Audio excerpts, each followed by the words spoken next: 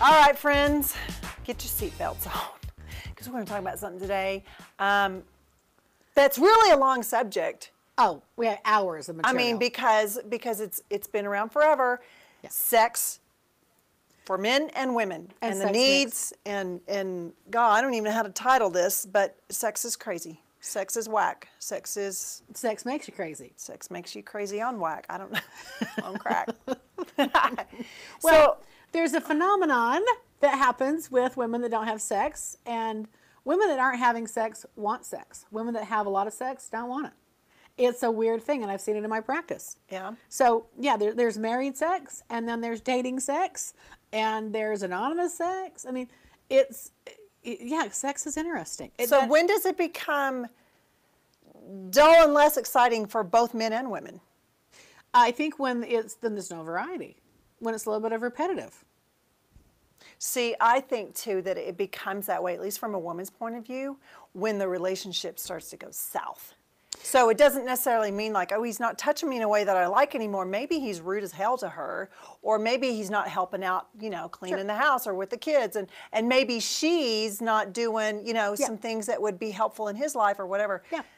And then it becomes, like we've talked about before, it chore. becomes, well, not only a chore, but it becomes a form of manipulation. I'm going to hold this over you. Absolutely. Well, it's all he wants. It's all he wants is to have sex with me. He doesn't want me. He just doesn't care about my feelings. I mean, again, I've heard this all day long with my couples that I work with, right? What's the real bottom line then? The real bottom line is men do want sex, flat out. And so do women. We all want sex. Let's be honest. Who wants it more, though? Men want it more. Men, in my estimation, from my experience, men need sex, okay?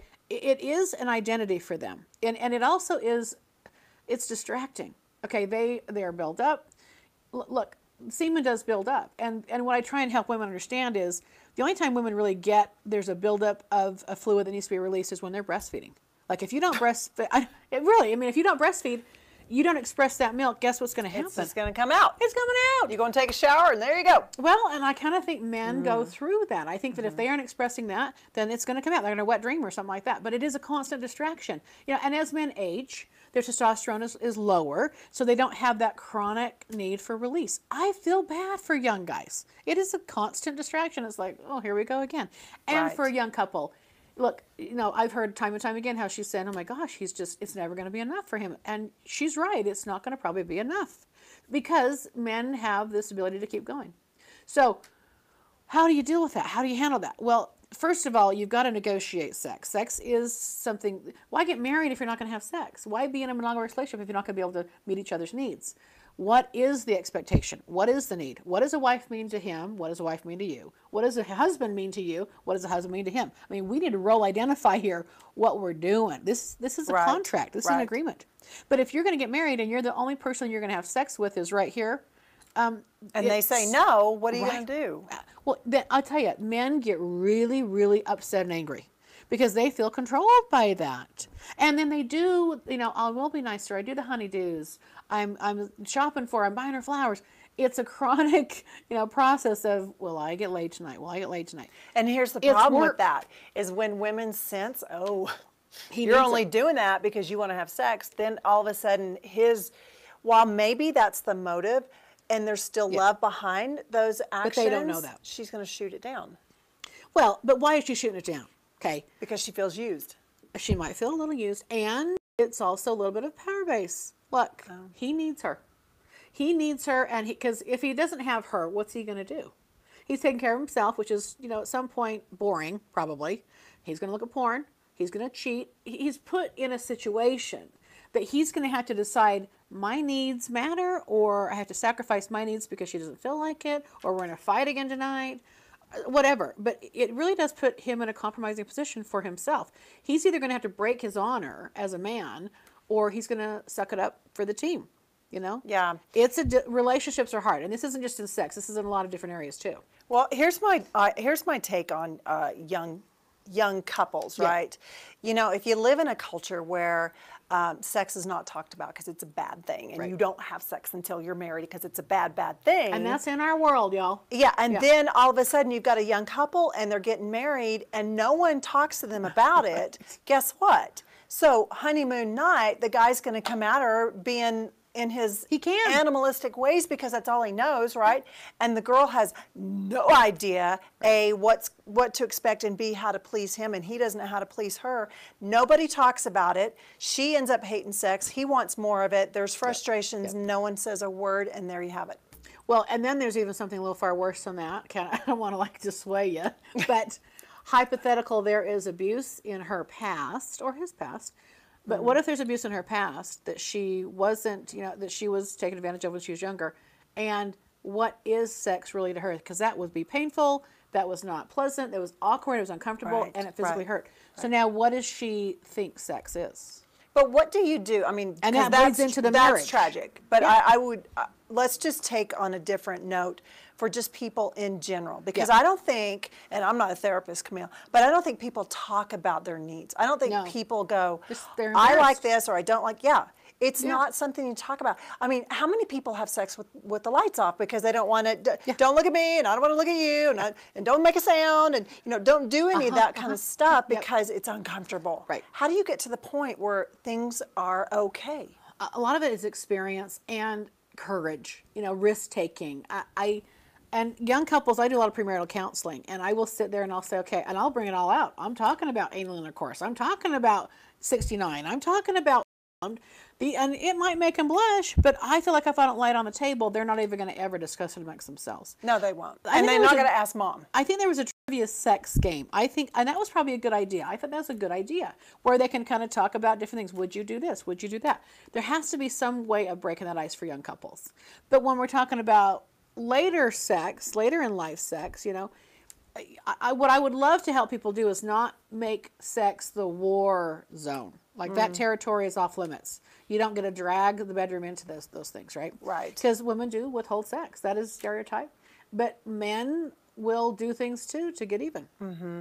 So in a later on in life, and what's the phenomenon with young guys, wanting to have sex with older women? Because I don't know that a young girl goes, ooh, I can't wait to have sex with an older man. Yeah, unless he's got money. I mean, but there's a different motive, right? It's not just for sex, exactly. Yeah. But I think younger guys want an experienced woman who knows what she likes, who isn't inhibited, not afraid to say, I like that, do that more.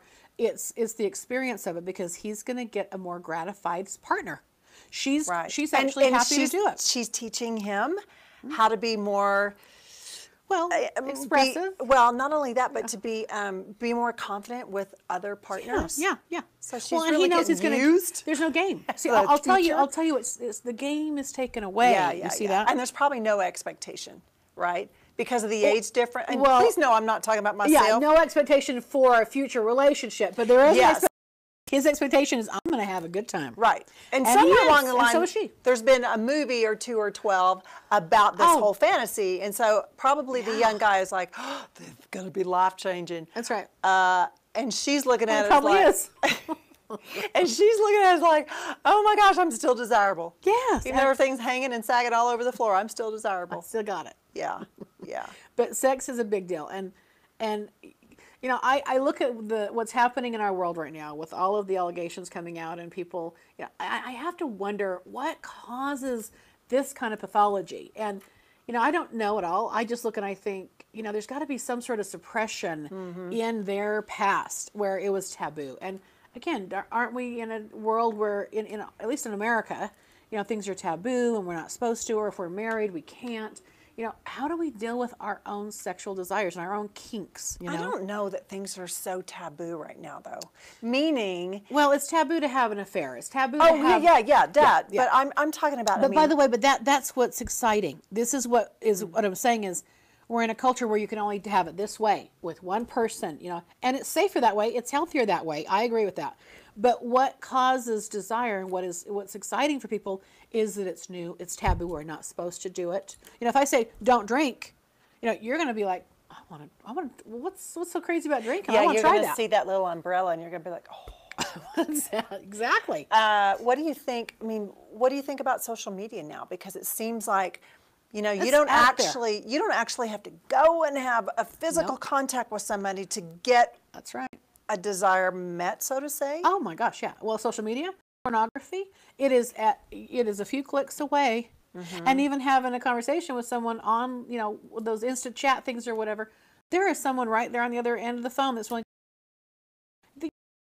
But what do you think as a therapist? I mean, where are we going as a society that says It's dangerous. It's so free. It's so free. I'm so desperate for whatever the need is. It doesn't have to be a sexual need that I'm offering it at all times for free. Yeah. Well, to me, it's something missing. Okay. So, and when we as a culture maybe it gets past, yeah, anybody can go do that. No one has to really partner. Okay. At some point, it will be, I'd rather have real. It's kind of like eating out. It's like if you're having fast food all the time, you want to have a real gourmet meal at home, right? It really is more satisfying to have the emotional piece when you're making love to somebody as opposed to just having anonymous sex. Yeah. Yeah. Yeah. But I think people have to discover for themselves that it wasn't that great or wasn't that fun. And I think we all go in cycles too. It's like they want to sow their wild oats, so to speak, and get that out of their system. When people go through a divorce, they tend to go through, a little moment where they're having a handful of sex partners. Right. So right. a little scary because of the STDs and stuff out there, but they're trying to get self-expressed again. So, I mean, just to sum it all up, what we're talking about here is sex is weird because we are weird. Because there's always an emotional connection somewhere with it. Well, with women there is. With men, it's sometimes just, I just want I just want to have sex, right? Yeah. And she's like, can we talk about things first?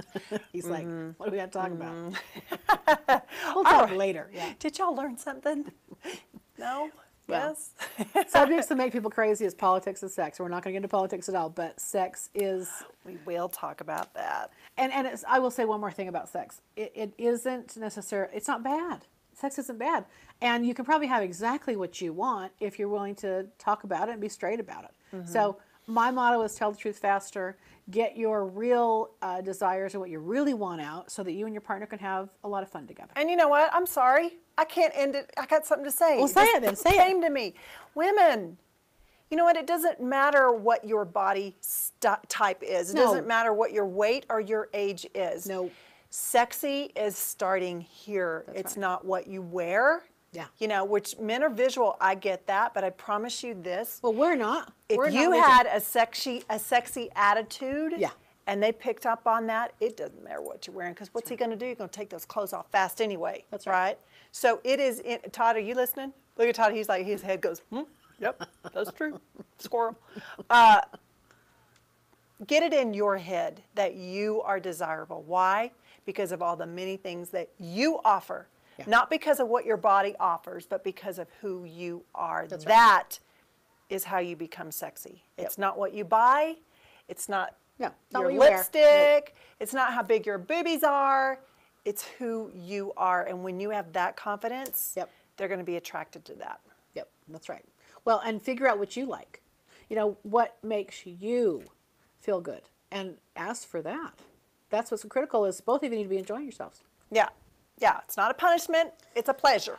And we're going to end on that. Yeah. We're just going to end on that one. Thank you guys for being with us. Don't forget to like and share because we like you and we want you to share and tell your friends about this. Appreciate it.